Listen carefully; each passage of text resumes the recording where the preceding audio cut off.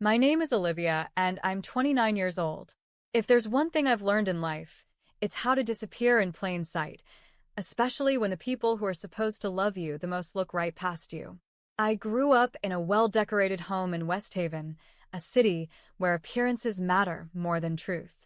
My mother, Linda, ran the house like a showroom. Everything had to be spotless, curated, controlled, including her children. My father, Frank, was quieter but no less demanding. He cared about reputation, results, and raising the perfect family. But perfection, in their eyes, always had one name: Madison. Madison was my younger sister, 2 years behind me, and from the moment she could walk, she was their star. Her laugh was adorable, her messes were playful, and even her tantrums were charming. When I did the same things, I was too moody, too emotional, or simply too much. Birthdays were the worst. I still remember turning 15 and watching Madison blow out candles on a cake that had my name misspelled.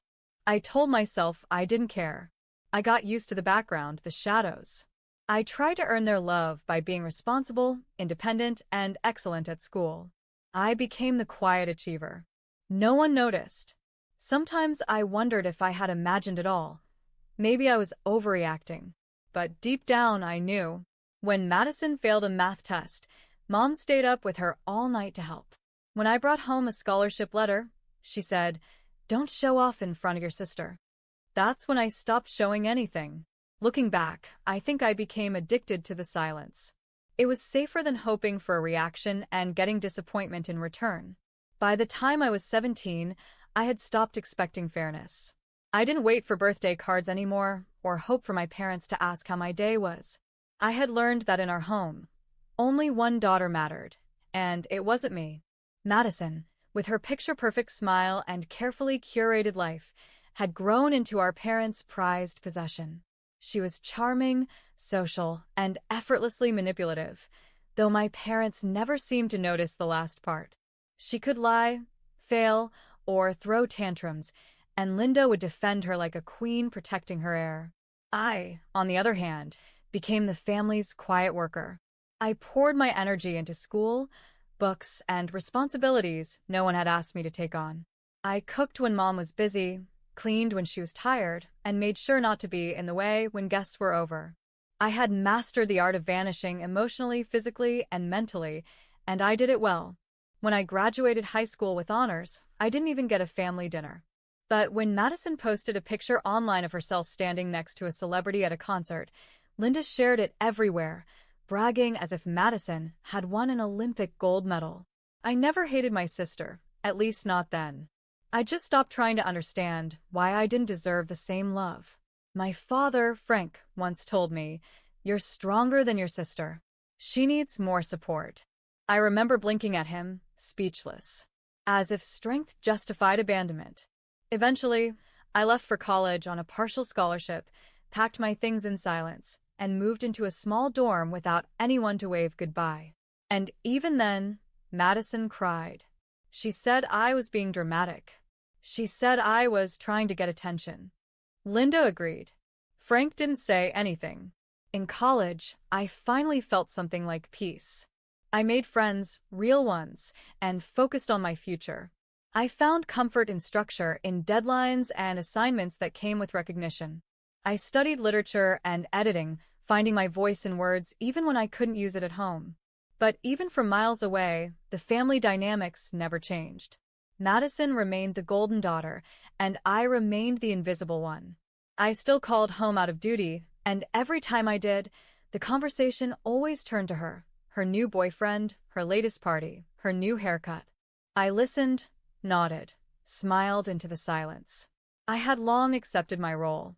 But deep down, something had started to shift, a small flicker of awareness. I didn't have to live this way forever. I didn't have to keep playing a role in a story I never agreed to be part of. It was a Thursday afternoon, just over 2 weeks before Madison's wedding. I had just finished an intense manuscript review at the office.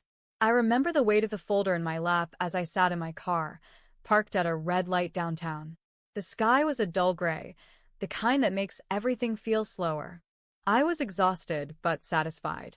The publishing house had just shortlisted me for a senior editing role. It wasn't final, but it was something earned without applause. Then, without warning, my entire world shattered. A thunderous crash, metal twisting against metal, glass flying like rain. I didn't even have time to scream. I was slammed forward into the steering wheel, then jolted sideways. My vision blurred. Everything spun, and the world went black. When I opened my eyes, I was lying in a hospital bed, tubes running from my arms, the soft beep of a monitor filling the silence. My head throbbed, and my legs felt like they were buried under bricks. Panic crawled up my throat as I tried to move. That's when a soft voice spoke beside me. "Hey, don't try to sit up yet." I turned my head slowly.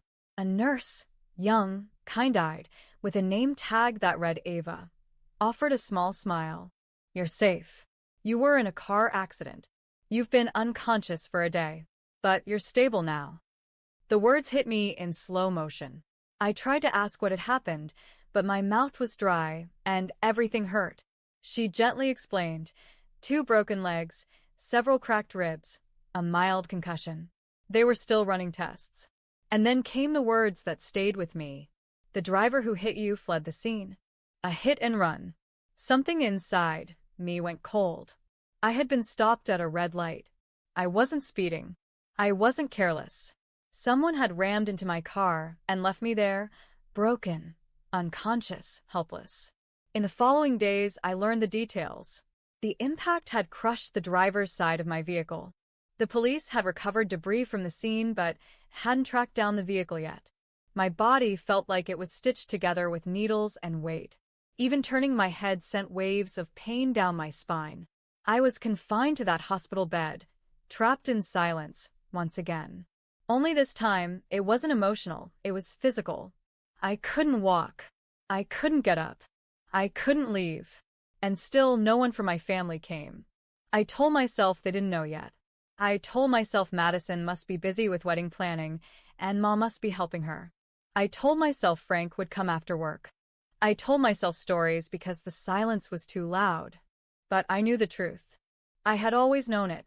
I wasn't their priority, not even now. 5 days passed before I saw either of my parents.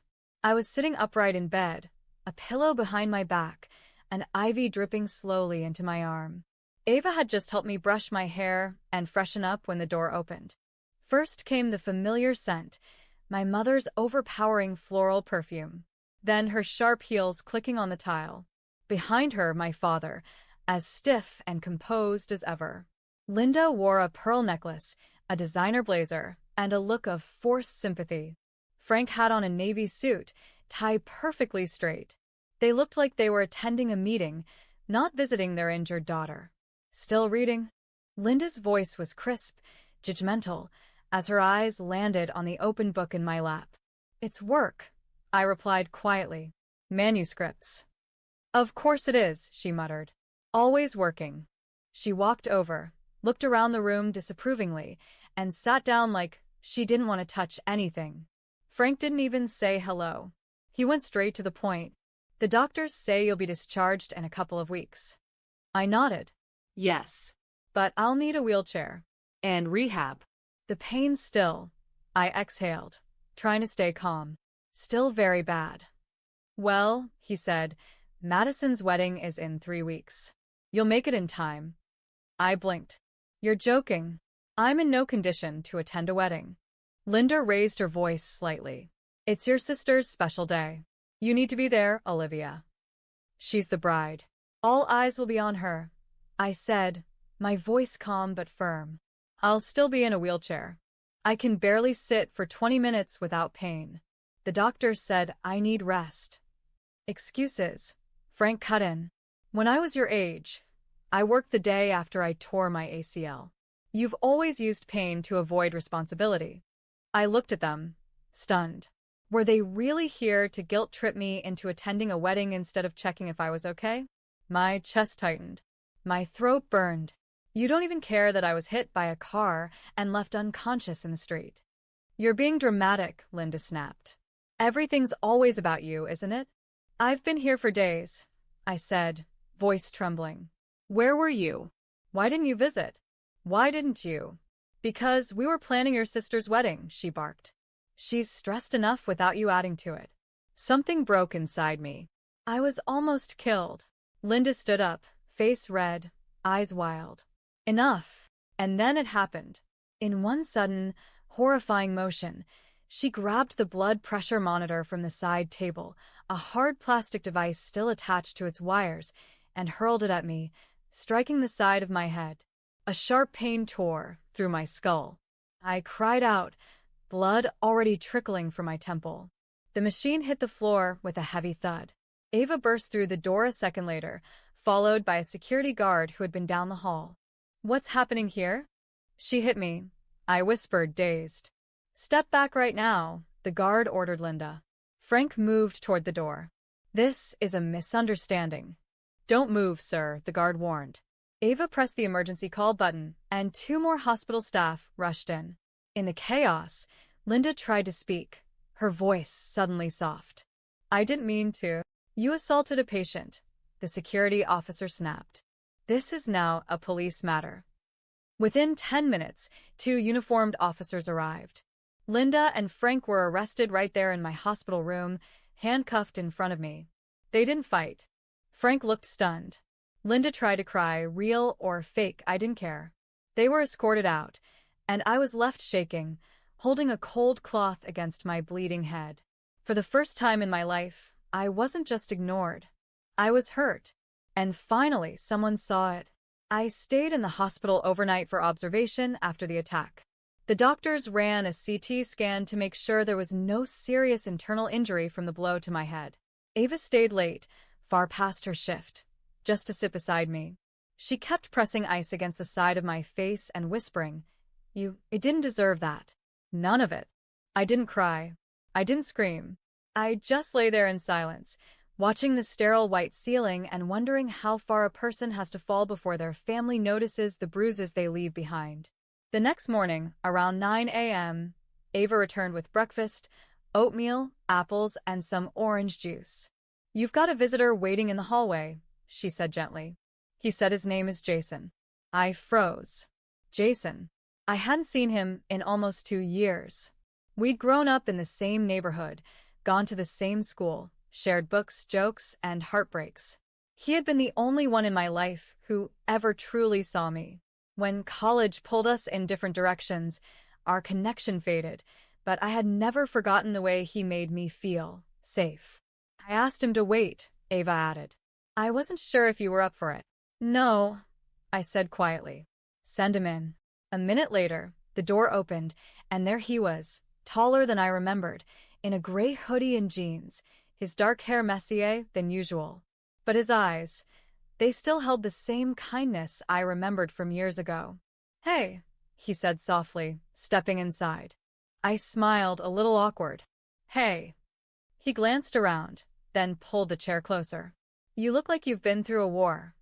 I felt like it too. There was a long silence. Then I finally exhaled and looked at him seriously. "I need your help, Jason." He didn't blink. "Say the word." "I want to go to Madison's wedding." I know it sounds insane. I'm bruised, broken, and barely mobile. But I need to be there. Not for her. For me. I have to tell the truth. I have to say what they never let me say. Jason leaned forward. "Are you sure?" I nodded slowly. "I'm done being quiet. I need you to help me get there. Wheelchair, painkillers, whatever it takes." He looked at me carefully, something flickering behind his eyes. Then he said, "I was going to come see you anyway. There's something I need to tell you, too." I tilted my head slightly. "What is it?" He hesitated, just for a second. "It's about your accident. There's something you don't know. And I think you need to hear it. But not yet. First, let's get you strong enough to stand in front of them and speak your truth." My breath caught. It wasn't just support he was offering. It was something more. Something deeper. And I knew I wouldn't be walking into that wedding alone. The day of the wedding arrived faster than I expected. I hadn't slept much the night before. Too many thoughts racing through my head, too many memories crowding the silence. The hospital staff had cleared me for discharge under one condition: limited movement, pain managed by medication, and full support. I agreed, without hesitation. Jason had already taken care of everything. He brought me a simple but elegant navy blue dress that could fit around my casts. Ava, bless her heart, helped me get ready, doing my hair, applying light makeup to cover the bruising near my hairline. "Are you sure about this?" she asked as she fastened my bracelet.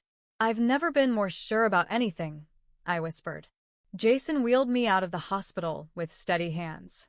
We didn't speak much on the way there. He glanced at me often through the rearview mirror, his eyes filled with quiet reassurance. I clutched the small note card in my lap, the one with my speech, though I didn't know if I'd follow it. The wedding venue was a grand hotel in downtown West Haven, full of chandeliers, white roses, and polished marble floors. Guests were already arriving, dressed in flowing gowns and sharp tuxedos, smiling for photos as if the world was perfect. No one there knew that the bride's parents were already behind bars. Jason parked near the side entrance. "They've arranged for a ramp," he said. "But if there's any issue, I've got you." He helped me into the wheelchair and guided me through the side corridor. Inside, the air was heavy with perfume, laughter, and polite whispers. Heads turned as we entered. Some guests recognized me. Others just stared. A woman in a wheelchair, visibly injured, flanked by a man with determination in his stride. I could feel the murmurs already starting. "She's Madison's sister? What happened to her? Isn't she supposed to be recovering?" We entered the grand ballroom, where the ceremony was minutes away from beginning. Rows of white chairs filled the space. The aisle was lined with flower petals, leading to an arch where Eric, the groom, stood stiffly. He looked handsome but distracted. Jason leaned close to me and whispered, "You're stronger than all of them, Olivia." I nodded once, silently. That's when I saw Madison. She was radiant in her white dress, every strand of hair in place, her makeup flawless. She noticed me instantly, and for a split second, her smile faltered. But then, she turned away and continued posing for photos. She wasn't surprised I was here. She was annoyed. As the ceremony began, I felt the tension in the room shift.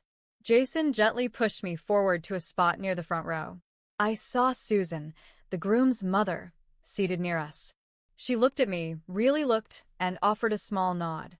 I couldn't tell if it was sympathy, curiosity, or respect. Maybe all three. The officiant welcomed everyone.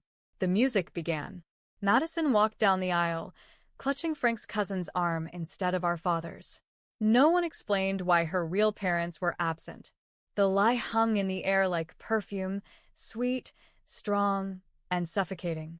As vows were exchanged, I sat in silence, hands folded in my lap.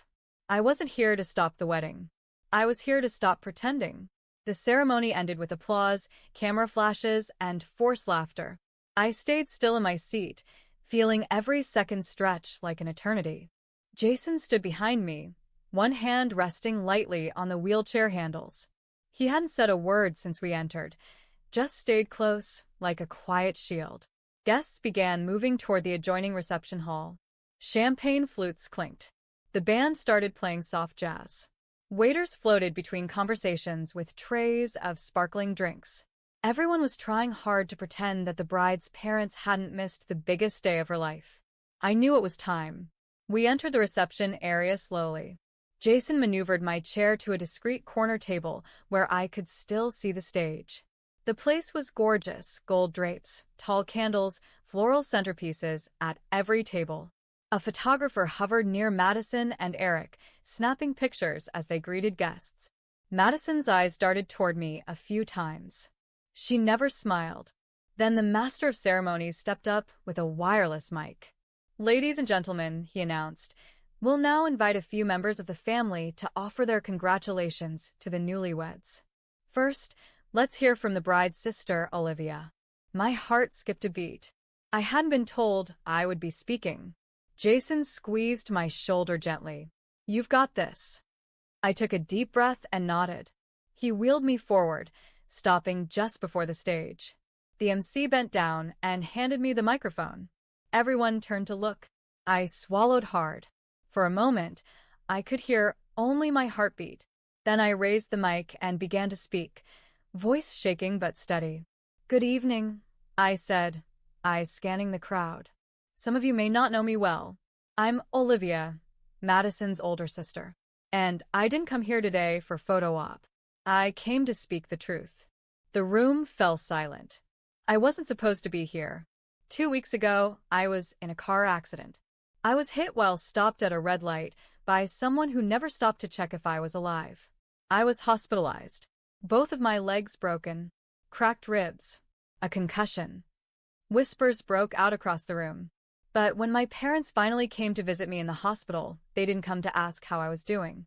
They came to tell me I had to attend this wedding, no matter what condition I was in. When I refused, my mother got angry. She picked up a medical device and threw it at my head. Gasps echoed through the crowd. I was bleeding. I screamed. That's when the nurse and security came in.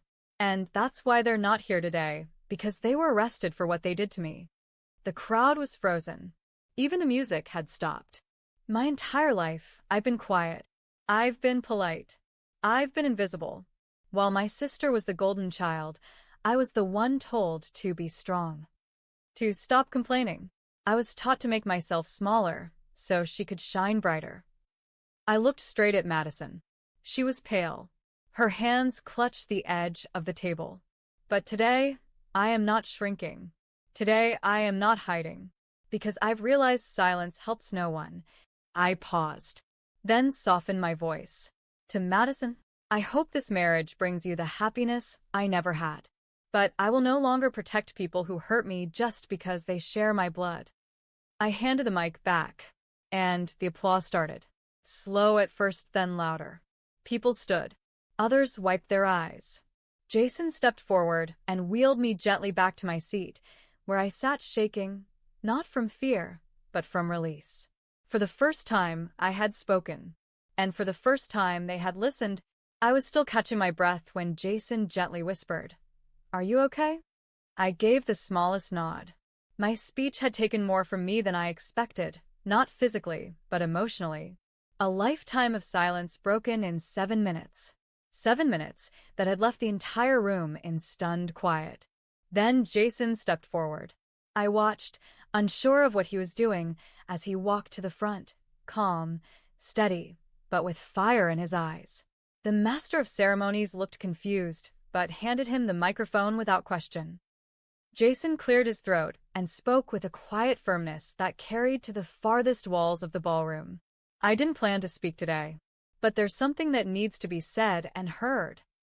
Everyone's eyes shifted from him to me and back again. My name is Jason, and I've known Olivia since we were children. I'm here because she asked me to help her attend today. But I'm also here because of something else, something I can no longer keep to myself. He paused for just a beat. Madison stiffened.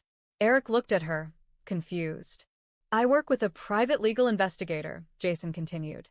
2 weeks ago, I was working late downtown. On my way out of the office, I witnessed a serious car accident. A vehicle ran a red light at full speed and struck another that was stopped. The driver didn't stop. They fled. The whispers returned, louder now.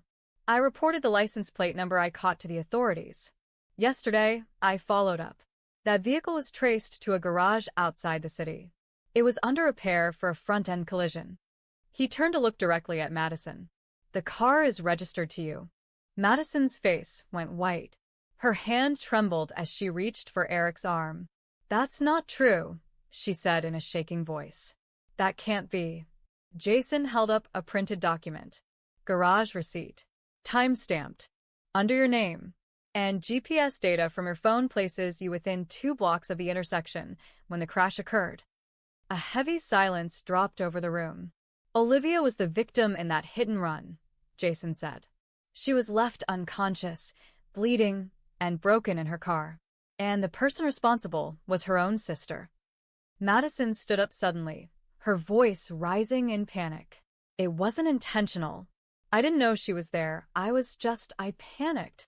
Eric stepped back from her like she was radioactive. You hit your sister and left her to die? No, no, I didn't mean to. He shook his head. You never even told me. Jason wasn't done. And Olivia's parents? They knew. They helped cover it up. Took the car to a private repair shop and told no one. That's why they're in jail, not just for assault, but for obstruction of justice. A collective gasp rose through the guests. Several stood from their seats. Susan, Eric's mother, put her hands to her face, visibly shaken. The venue was now chaos. Phones were pulled out. Whispers turned to outrage. Then came the final blow. Two uniformed officers, who had been standing in the back quietly, stepped forward. Madison Walker? One of them said. You're under arrest for felony hit and run, reckless endangerment, and failure to report a criminal offense. The room froze. Madison tried to say something, anything, but the officers had already taken her by the arms and read her rights. Eric stood there, stunned, his wedding ring hanging loosely on his finger. He slipped it off, quietly, deliberately, and placed it on the table. As they led Madison out of the ballroom, I sat there, not smiling, not triumphant, just breathing. For the first time in my life, the truth wasn't just mine. It belonged to everyone in that room. The courtroom smelled like old wood and tension. Weeks had passed since the wedding, but the sting of betrayal hadn't faded. I sat in my wheelchair beside Jason, both of us quiet as the bailiff called the court to order. The headlines had already circulated. Bride arrested at her own wedding, and the city buzzed with whispers about the shattered family beneath the polished surface. I didn't care about the gossip. I wanted the truth recognized where it mattered most, under oath, before the law. Linda and Frank sat at the defense table, both looking drained and pale. For once, Linda's makeup didn't hide the fear in her eyes. Frank wouldn't even look at me. Madison sat apart, in a separate hearing, facing felony charges. Her trial was happening next door, but we'd all been linked, and this day would settle what they tried so hard to bury. Jason had helped me file charges for assault, hospital attack, conspiracy to obstruct justice, evidence tampering, emotional and physical trauma. I testified calmly, truthfully. I didn't dramatize or exaggerate. I just told the story, my story, the way it really happened. The judge, a stern but fair woman named Judge Carter, listened intently. Jason presented the medical reports. Ava, my nurse, gave testimony. Security footage from the hospital was shown. Jason also submitted the repair shop receipt and phone records, proving that Linda and Frank had knowingly concealed Madison's actions. When Jason closed with his final words, I felt something stir in me. Not just hope, but power. This case is not just about bruises and broken bones, he said. It's about years of silence, about a family system that rewarded one child with protection and punished the other with isolation. Today, this court has the chance to acknowledge that silence does not equal peace, and that no one, no matter their title or blood, is above the law. The room remained still as the judge took a breath. Then came the verdicts. Linda Walker, guilty of assault and obstruction. Frank Walker, guilty of conspiracy to conceal a felony. Sentencing followed immediately. Both were sentenced to 18 months in state prison, with no possibility of early parole. A separate order was issued for mandatory therapy and community service after release. As the gavel struck, Linda broke into sobs. Frank bowed his head, but said nothing. I didn't cry. I didn't flinch. I simply watched as they were taken away, not out of vengeance, but resolution. An hour later, we were outside the courthouse. The sun was out, warm against my skin. Jason stood beside me, his tie loosened, his expression gentle. He reached into his jacket pocket and pulled out a small velvet box. My breath caught. Olivia, he said softly, I've watched you fight battles no one should face alone. You've shown more courage than anyone I've ever met. And I don't want to be just your friend or your witness. I want to be your home. He opened the box. Inside was a simple, elegant ring, understated, but full of meaning. Will you marry me? Tears welled in my eyes, not from pain, but release. The kind of tears that come when you realize you're finally seen, finally safe. I whispered, yes. 1 year later, I walked across the park without a cane. The wind carried the scent of cherry blossoms, soft pink petals falling around me like a quiet celebration. Jason sat waiting on a bench beneath a tree, his hand resting gently on his knee, a smile playing on his lips the moment he saw me. I still can't believe you're walking like that, he said, standing as I approached. I smiled. Neither can my physical therapist. We sat together, watching the families pass, the kids laughing near the fountain. My legs still ached on colder days, but I didn't need painkillers anymore. The scars were fading, on my body and in my heart. So much had changed. After the trial, I took a few months to focus solely on recovery. Jason moved in with me temporarily, but by the time spring arrived, we both knew it wasn't temporary anymore. We got married in a quiet ceremony by the lake. No matching dresses. No staged photos. Just people who loved us and a small circle of peace. I'd returned to work at the publishing house, now as an associate editor. My boss had held my position, and to my surprise, the team welcomed me back with respect, not pity. But the biggest change was the book. Invisible No More, a true story of silence, survival, and strength. It was mine, written, edited, and published under my name. It became a quiet bestseller. People emailed me, messaged me, even stopped me at cafes to say, "Thank you. That was my story, too." And Madison? She was sentenced to 3 years in prison. She served just under 2, was released under strict parole, and ordered into court-mandated therapy. We haven't spoken since. Her silence used to haunt me. Now, it sets me free. As for Linda and Frank, they tried to reach out after their release. Letters. Voicemails. Apologies. I read 1 or 2. They said they were sorry, that they never saw what they were doing. But I had learned something important. Forgiveness is not forgetting. It's choosing peace for yourself, whether or not the other person understands your pain. So no, I didn't go back. I didn't rebuild what was never whole. I moved forward, with Jason by my side, not as a survivor, but as a woman who rebuilt her life piece by piece. Jason turned to me on the bench. They reached out again, didn't they? I nodded. You okay? I am, I said. I'm really okay. We sat in silence for a while, letting the moment stretch out like a page that didn't need to be written anymore. I looked down at my ring, sunlight dancing across its surface, and for the first time in my life, I felt it, completely and without doubt. Freedom, not the kind you run toward. The kind you build slowly, painfully, but permanently. If you felt my story, if it touched your heart even a little, then please take a moment to leave a comment, and subscribe to the channel. Your support means more than you know. Thank you for listening to my voice.